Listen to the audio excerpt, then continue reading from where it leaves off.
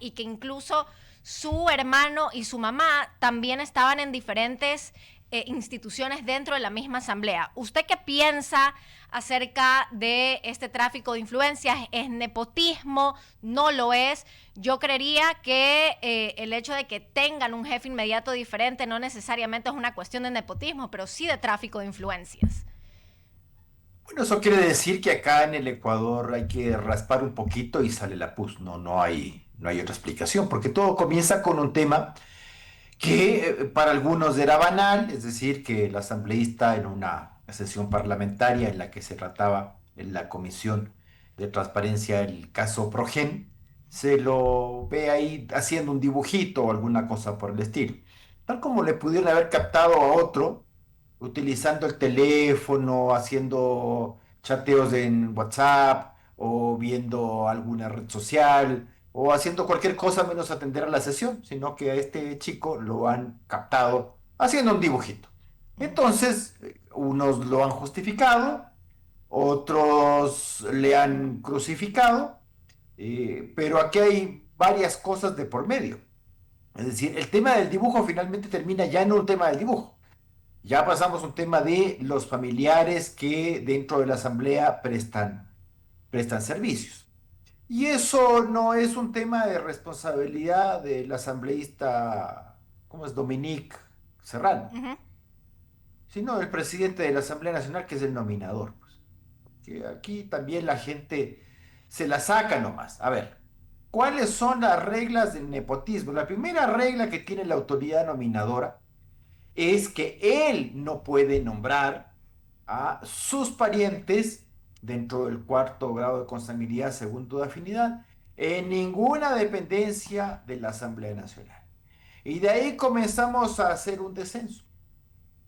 ¿Qué ocurre con familiares de funcionarios? Ya no del nominador, sino de funcionarios. La regla es que los familiares no pueden estar dentro de la misma unidad. Entonces, si es que el hermano del legislador o la mamá del legislador están en unidades distintas, esto es, con otros legisladores en otros despachos, no se produciría esa situación. Y bueno, entonces finalmente al que le están cayendo es aquí a don Dominic y no al presidente de la Asamblea, que es el que hace los nombramientos. Uh -huh. Porque si ya estamos yendo más lejos, que es el tráfico de influencias, para que haya tráfico de influencias hay alguien que tiene que ser el traficante y el que tiene que ser el traficado. Pues. Es decir, para que yo mueva mis influencias, a favor de alguien tengo que estar influyendo y alguien tiene que ser el influenciado. ¿De quién es aquí el influenciado? Señor Olsen. Entonces a veces veo que dentro de la misma bancada del gobierno se pegan unas pisadas de manguera que son impresionantes, porque además todo este tema que comenzó con el famoso asunto del dibujito fue planteado por la señora Centeno. Si el día de mañana comenzamos a revisar si los legisladores, y voy a hablar como esto ha sido un tema de la bancada del gobierno, y quienes han salido a hacer declaraciones son la señora Centeno y el señor Olsen, que ahora nos dice y nos da algunas clases sobre lo que debería ser el tema del nepotismo, como que él no ha firmado sus nombramientos y no sabía quién estaba nombrando, cosa que también sería grave. Bueno, comencemos a revisar si esa gente, cuando va a las sesiones parlamentarias, sea por los temas de fiscalización, como el tema Progen, o sea, en los temas de legislación, que son recurrentes y comunes en la Asamblea Nacional, al menos van leyendo el proyecto. O si alguien le tiene que estar soplando al presidente de la Asamblea, que es lo que tiene que estar haciendo en la sesión parlamentaria. Uh -huh. No es tan complicada la ley de la función legislativa, ni los reglamentos de la función legislativa, como para que el señor tenga que decir qué hace para suspender una sesión o qué pasa cuando la clausura. Entonces le tienen que estar ahí soplando el oído, porque para los TikTok son buenísimos. Entonces, para que vaya viendo esta cosa que comenzó con los acostumbrados escándalos ecuatorianos y por un tema aparentemente menor comenzamos a sacarnos los trapos sucios de temas mayores. ¿Y qué más vendrá? Porque tal vez la idea sea aquí, caigámosle a palos a este chico de 19, 20 años y que esta cosa no nos llegue a nosotros también. Eso ha pasado en otras ocasiones. Recordemos que en el pasado tuvimos incluso pruebas penales que al final no prosperaron. Por ejemplo, al entonces Al expresidente Larcón se lo procesó por el tema de pipones cuando era presidente del Congreso. Ujú. Usted sabe acá en el Ecuador, en materia política, cómo comienzan las cuestiones y no sabe cómo terminan. Claro. Entonces tampoco es aquí de hacerse el delicioso muchas veces, pero veo que aquí la idea con el tema de Dominique Serrano es echarle tierrita un poquito al tema, porque creo que sin querer queriendo se les comenzó y se les ha comenzado a salir de las manos. Ujú. Mi otra pregunta, porque claro, nosotros, según el portal Primicias, 9 asambleístas de ADN tienen algún tipo de familiar trabajando dentro de la asamblea. Evidentemente no es una cuestión de nepotismo, porque puede ser que estén trabajando en efecto para otro Sí, asambleísta, por pero su no es una capacidad, cuestión. naturalmente es por su capacidad. Pero no Eso es es una lo... cuestión un poco que es falta de moral, falta de ética. Por otro lado, Ah, ya se doña desvincularon a Michelle, 8 funcionarios y de paso 8 funcionarios todavía están como tal trabajando dentro de la asamblea, pero hay alrededor de 40 personas que dentro de la asamblea que son familiares de estos asambleístas. Esto sí, no sí, efectivamente. contribuiría, y esto es desde el lado de seguridad, a un problema gravísimo que no se está haciendo nada y no hay un mea culpa de la clase política ni de la sociedad civil de que hemos normalizado demasiado cuestiones de corrupción, porque yo creo que eso es la corrupción en su máximo esplendor, porque la corrupción no es simplemente yo acepto el dinero para beneficiarme de un dinero, sino también la corrupción es una cuestión de cómo yo puedo beneficiarme yo en base a ciertos favores con otro asambleísta siendo yo una servidora pública. Doña Michelle, nosotros en el Ecuador creemos que arreglamos todo a punta de normas. Eh, Voy a recordar, por ejemplo, a un admirado, generalmente admirado, expresidente estadounidense, santificado por su muerte como fue John Kennedy. Él nombra como fiscal general de los Estados Unidos a su hermano Bob, a Robert. Y muchas veces toman ese caso como para decir, vea, ¿cuáles son las reglas de nepotismo en Ecuador? Sí, pero Bob Kennedy, Robert, era bien apodado el brillante. ¿Ya? Era un tipo brillante, mal habladísimo como el sol, ¿ya? Por si acaso, malhumorado, pero un tipo brillante. De hecho, le decían el brillante. Dice, a él no le gustaba el apodo. Pero se le criticó mucho a John Kennedy Ujú, por qué había nombrado, imagínese, un presidente de los Estados Unidos nombrándole fiscal general de los Estados Unidos a su hermano. ujú, Y se hablaba mucho de que esta cuestión podía perjudicar la causa pública. Usted sabe, pues es el ujú, hermano, entonces a quién persigo y a quién no persigo. ujú, Pero no hay que negar que Robert Kennedy era un tipo espectacularmente capaz, con unos conocimientos muy sólidos y de una inteligencia inusitada. Eh, Acá en nuestros países, en cambio, nosotros queremos meter estas reglas de nepotismo que además son fácilmente vulnerables. Porque antiguamente, hace, ¿qué será?, 20 años, era muy común que el congresista nombrara a sus parientes en su propio despacho. Entonces pusimos la regla de que no, pues. Y ahí comenzamos con todos los temas de nepotismo, allá por los años 97, 98, comenzamos con todos los temas de nepotismo, estaba de moda además el tema anticorrupción luego del régimen de Bucaram. Y luego comenzó este tema de nepotismo cruzado, llamémoslo así. No es nepotismo, porque como usted ha dicho, claro, está prohibido hacerlo en el propio despacho. Entonces, mira, tú nombras a mi ñaña en tu despacho y yo nombro a tu primo o a quien tú quieras en el mío. Entonces estamos viendo que esos nombramientos no se hacen por capacidad, se hacen por otra situación. Son nombramientos de libre remoción, además. Es decir, te nombro y te saco cuando yo quiero. Entonces nos saltamos la norma alegremente. Y si son del gobierno, sí, porque yo le digo, raspemos nomás un poquito y usted tal vez va a ver que el hermano, el primo, el pariente del asambleísta tal está en tal institución pública, en algunos casos del Ejecutivo o en caso de otros, en otras entidades públicas.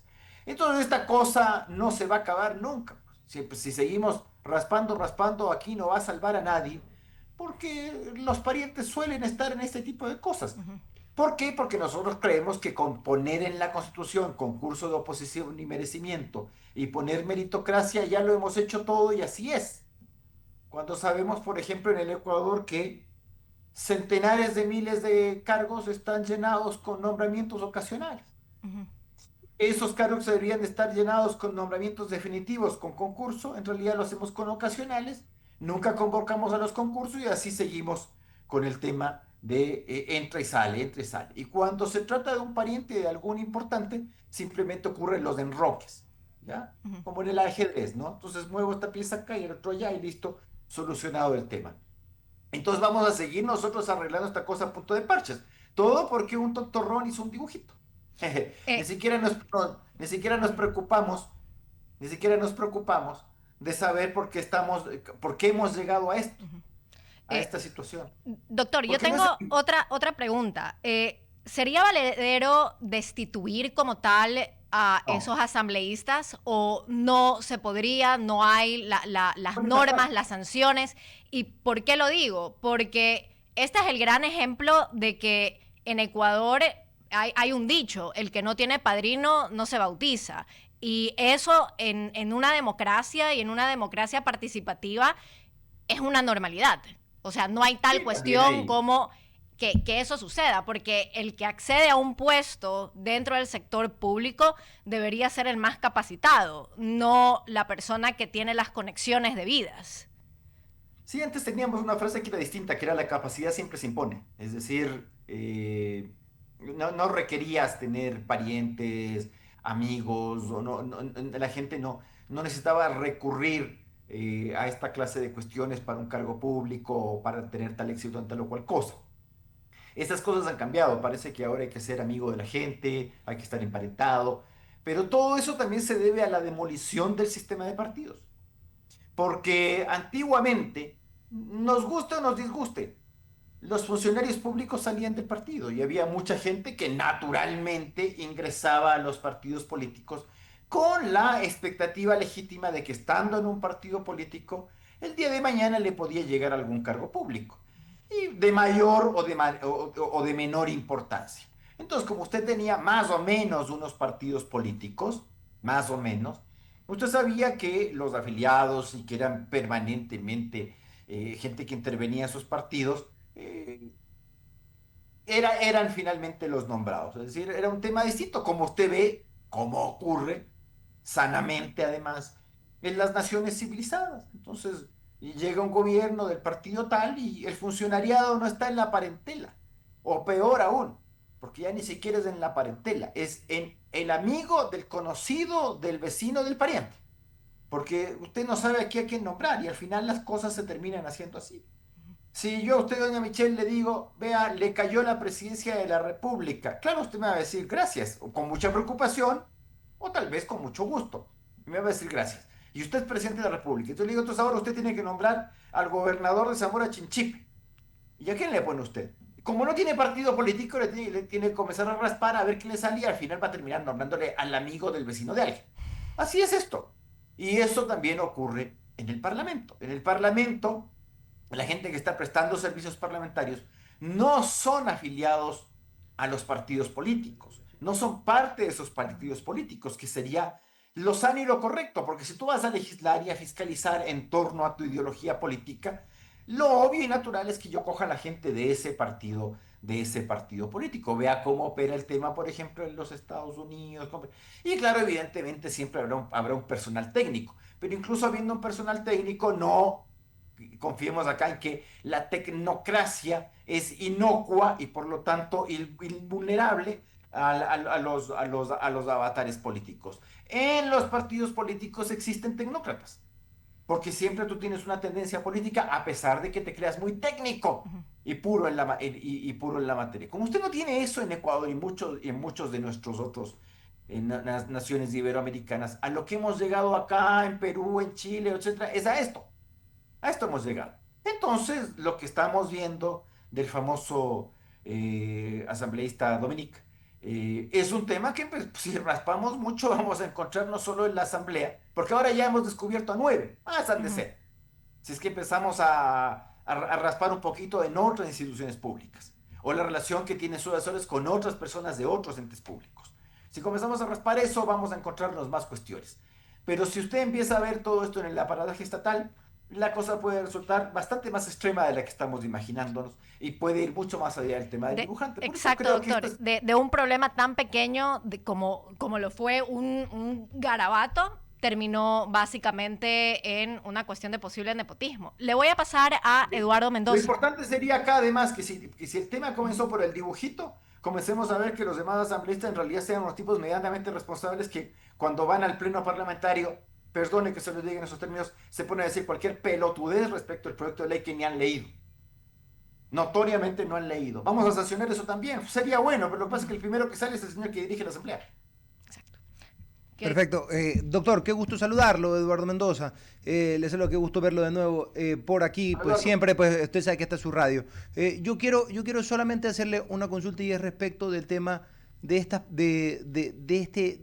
este incidente con esta gente que está, pues, de este hombre que podría ser o sea, que ha cometido este asambleísta, que ha cometido el tema, pues, de violación de niños y menores, etcétera, etcétera, y que tiene, pues, existe esta denuncia como tal. Cuéntenos un poco qué opinión le merece, aparte de que, pues, lo desagradable, y nuevamente, como le digo, qué acción constitucional se puede hacer, porque vea, no es la primera vez que este partido político está involucrado en algo así. O sea, tuvimos un ministro de Educación donde tenían un poco de gente que violaba niños, pues, o sea, y era una red de tráfico infantil. Entonces, como le digo... Y no sabemos qué pasó con eso, ¿no, don Eduardo? ¿Qué también pasaría con por eso? eso le digo, o sea, entonces es Creo desagradable que se ya, ofendió el que exministro algo de así con eso o sea, siga constantemente la política ecuatoriana, ¿sí me comprende? No digamos o sea, no sé, qué opinión le merece, cómo debe de actuar la justicia, ya hablando ya como abogado, no vayamos al rango ¿Qué le constitucional o de puedo la Corte, decir, don etcétera, etcétera. Eduardo? Si aquí usted ve todos los días cosas extrañas. Aquí usted ve cómo hay gente que se da con la piedra en el pecho y latigazos en la espalda y se van y se compran un testimonio, pues, en centros de privación de libertad. Hasta eso ve, pues, hasta eso ve y no pasa nada, no pasa nada, nunca nos pasa nada. Sea su caso y me salgo corriendo del país 2 meses y luego vuelvo y aquí no ha ocurrido absolutamente nada. Si la profesión también está manchada en eso, pues. Basta con decir y lanzar un bulo ahí que la gente se crea, bueno, ahí está. Pero lo que usted dice es ciertamente ya impresentable, pues. Ya. Pero bueno, a ese personaje que hay que hacer, hay que procesarlo. En esa materia no tiene inmunidad parlamentaria este personaje.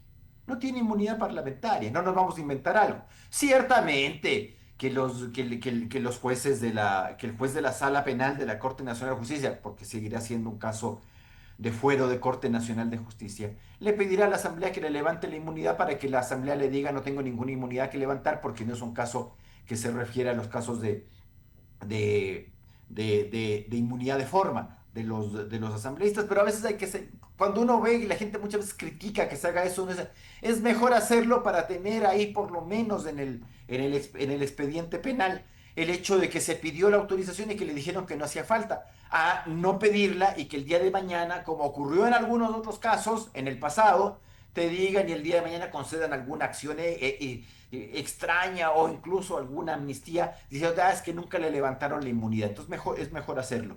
Pedirle inmunidad para que te digan que no hay ninguna inmunidad que levantar. Pero una constitución mal hecha, pero que no le interesa ni al presidente de la República ni a nadie le interesa que su constitución sea una constitución mal hecha. Y ahí seguimos nomás. Y nos van a meter ahora el tema de las bases militares. Oh, qué importante.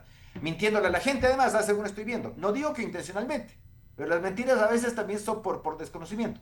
De que vamos a votar por el tema de la vuelta de la base de Manta. ¿De dónde?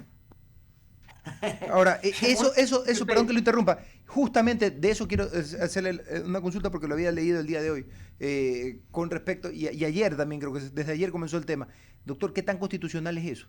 O sea, porque eso está expresamente en la Constitución, que no Es que puede por haber eso, una base como tal, no puede haber una base militar, eso es lo uno, y estaríamos hablando de forma, de fondo, cómo debería no, no, pronunciarse no, la es Corte, una, y, es y, una reforma a la Constitución, pues. sí, no, Es no, una pero como le digo, pero eso no debería hacérselo vía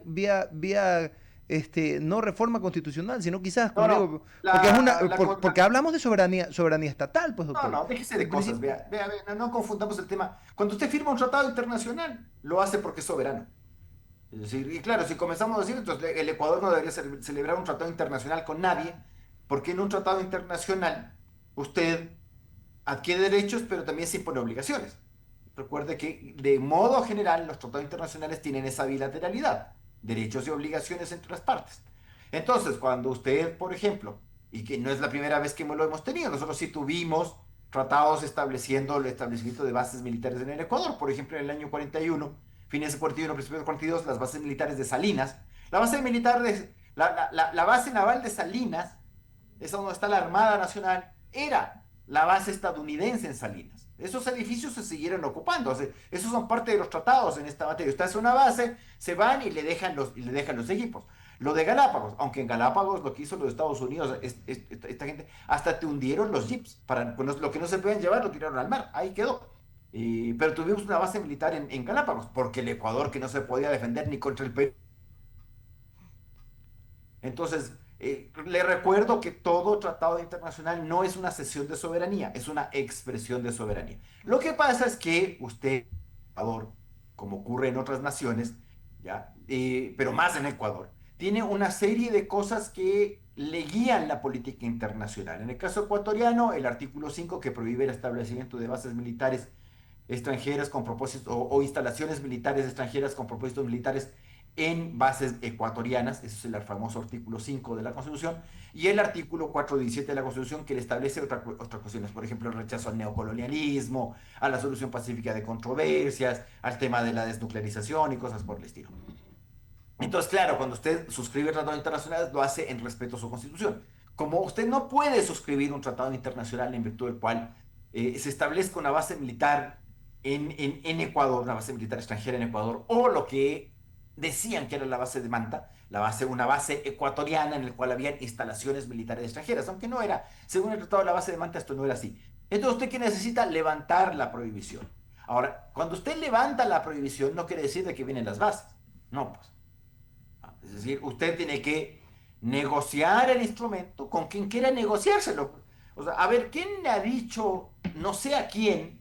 Esto es como la extradición de Fito, que nos viene hablando. Pero primero pídale. Uno dice, pero es que para extraditarle al Fito primero tienen que pedirme la extradición. Sí, sí, ya vamos a pedir. Yo creo que Estados Unidos va a pedir la extradición de Fito. Pero una cosa es que yo le diga, yo creo que Estados Unidos va a pedir la extradición de Fito. Y otra cosa es que yo le diga, sí, Estados Unidos sí va a pedir la extradición de Fito. Ya veremos. Ya veremos, dijo el ciego. En esto hay un... Pero en el caso de las bases militares, ¿qué acaso acá hay una cola de países que nos están diciendo que queremos instalar bases militares en Ecuador? No, pues. Entonces primero tiene que haber los acercamientos previos. Es decir, vea, Estados Unidos quisiera instalar una base con tales fines en el Ecuador, y usted comienza la fase de negociación, termina de negociar el instrumento, lo suscribe y luego viene todo el tema interno, ¿ya? Respecto de si el tratado requiere o no aprobación parlamentaria, y si la requiere control de constitucionalidad y aprobación parlamentaria con mayoría absoluta. Es decir, creo que estamos, si es que se levantase la prohibición, en noviembre dicen que sería esa consulta popular. Estamos a hartas lunas de que eso se lleve a cabo, salvo que usted esté negociando, que tampoco, no le voy a decir que es ilícito.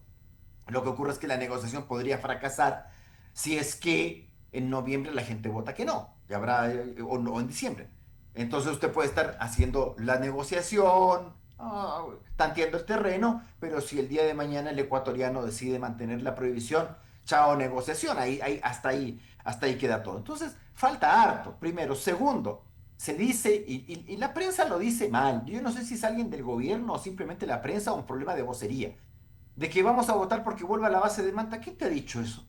O sea, no puedes votar porque venga la base de Manta si es que primero no levantas la prohibición. Lo que vamos a votar recién es un levantamiento constitucional de una prohibición. Y cuando eso se dé, si es que se da, podemos comenzar a ver qué es lo que viene y a dónde viene. Porque si usted cree que con el tema de la base de Manta, que fue un tratado del año 99, la cosa de la delincuencia se va a solucionar mágicamente, también déjeme decirle que está equivocado. A ver, y se lo digo, si a mí me hacen la pregunta, yo voto que sí, porque a mí esas prohibiciones absolutas no me gustan, me parecen torpes las prohibiciones absolutas. Porque si el día de mañana usted tiene un conflicto como ya lo tuvo hace 80 años, con el tema de la Segunda Guerra Mundial, bueno, ¿y quién excluye usted que esto pase en el futuro y usted tiene una prohibición? ¿Qué hubiese hecho el Ecuador en el año 42 con una prohibición torpe de esas características? ¿Que acaso Japón no se iba a tomar las Galápagos? Sí estaba avanzando en todo el Pacífico. Entonces, si le dejas Chipre libre, se tomaba nomás, pues esa isla. Y sácalos de ahí. ¿Con qué? Pues los vas a sacar con un bote. Ni eso teníamos. Con el aviso Atahualpa o con el cañonero Calderón te ibas a ir a enfrentar a vos con la flota japonesa. Sin duda, pues. Ya te digo, si con el Perú el tema de nuestra armada fue milagroso y heroico, pues una cosa es el Perú y otra cosa es el Japón. ¿Ya? ¿Y con qué los ibas a sacar? Si no tenías ni soldados para tus fronteras, ibas a ir a sacar al Japón de ahí. Entonces, esa clase de prohibiciones tontas a mí no me gusta. Porque esto de que el político crea que ve el futuro y nos friega a todos con esta visión del futuro es una cosa. Pero otra cosa es que lo mismo que se le decía al señor Lazo cuando su vocería mentía respecto de que con la extradición se expulsaban delincuentes. No es así. Entonces yo no entiendo este afán a veces de no corregirle a la prensa si se está equivocando o de mentir directamente. Porque si la prensa está diciendo una cosa y la vocería presidencial lo permite, esa es también una forma de mentir, pues. Perfecto. No lo digo yo, pero yo sé que el otro lo que está diciendo es algo inadecuado y yo me quedo callado. Porque es más fácil decirle a la gente, sí, que vote para que vuelva a la base de Manta. Sí, la primera cosa es, ¿la Johnny está dispuesta a volver acá? En circunstancias muy distintas a las de hace 25 años. Instalando la base de Manta, porque cuando había la base de Manta, cuando se instaló, por si ¿acaso habían los tiguerones, los lobos, Claro. los estos y el otro? El Ecuador no estaba dominado por grupos delincuenciales, el Ecuador tenía un dominio territorial bastante importante. Si es que aquí no es que no había guerrilla porque estábamos Perfecto. consagrados al Sagrado Corazón de Jesús, pues. Entonces, y por eso había la guerrilla en Colombia, había la Sendero Luminoso y el MRTA en el Perú, y acá no había nada. Cuando quiso salir Sol Rojo le pusieron la pata encima. ¿Por qué? Porque el Ecuador es un país de 280.000 kilómetros cuadrados, con unas fuerzas armadas que en ese entonces tenían 50.000 efectivos y podías tener dominio territorial. Hoy día, pero es que hoy día para controlar el espacio aéreo tienes súper tucano, pues. Perfecto. Doctor, agradecerle mucho. La verdad que con usted es interesantísimo hablar. Nos fuimos de largo, nos tomamos más del tiempo, pero pues, bueno, pues nos vamos a las menciones publicitarias. Rafael Ollarte con nosotros en I99, la verdad, un gusto siempre tenerlo en el diálogo y en el diálogo de la tarde en especial. Un abrazo fuerte. Siempre un placer. Y que Barcelona gane en sábado. Efectivamente, antes de irnos a la pausa, abrimos el espacio a las menciones publicitarias y quiero decirles que Shakira trae a Ecuador Las mujeres ya no lloran.